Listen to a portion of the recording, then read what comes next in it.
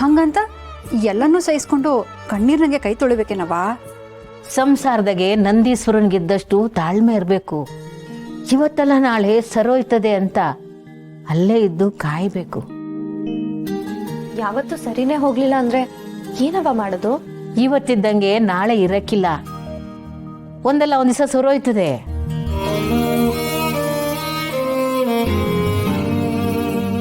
ಕಮ್ಮಿ ಮಾತು ದಿಟಾನೆಯ. ಈಗ ನಾನೇ ಸರಿ ಹೋಗಿಲ್ವೇ? ಟ್ರೈನ್ ಹೋದ್ಮೇಲೆ ಟಿಕೆಟ್ ತಗೊಂಡಂಗೆ. ಒಟ್ನಾಗ ಸಾಯಕ್ಕೆ ಮುಂಚೆ ಬದ್ನಾಗಿವ್ನಲ್ಲ, ನನಗೆ ಅಸಂತೋಷ ಆಯ್ತು. ಗಂಡ ಹೆಂಡ್ತಿ ಅಂತಂದ್ರೆ ಜೋಡಿ ಎತ್ತಿದ್ದಂಗೆ.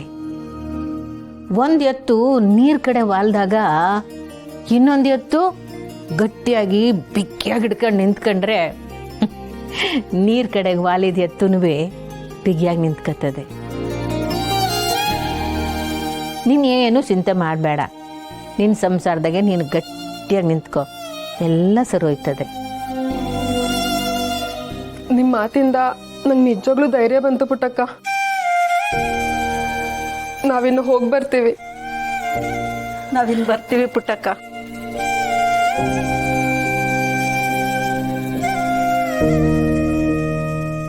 ಜೀವನನ ಎರಡೇ ಲೈನಲ್ಲಿ ಎಷ್ಟು ಚೆನ್ನಾಗಿ ಹೇಳ್ಬಿಟ್ಟವ.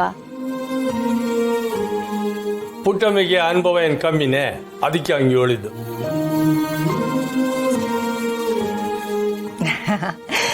ಈ ಮಾತೆಲ್ಲ ಕಲಿಬೇಕು ಅಂತಾನೆ ನಾನು ಇಲ್ಲಿಗೆ ಬಂದಿರೋದು. ಕಾಪೆ ಬಾಯಿನಾಗೆ ಮಂತ್ರ ಬರ್ತದ. 7 ಜನ್ಮ ಕಳೆದ್ರು ಹಾಕಿಲ್ಲ. ಪುಟ್ಟಮ್ಮಿ ಈಗಷ್ಟೇ ಬಂದವಳೆ, ಕುಡಿಯಕ್ಕೆ ಒಂದು ಲೋಟ ನೀರು ತಗೋಬಾ ಹೋಗು.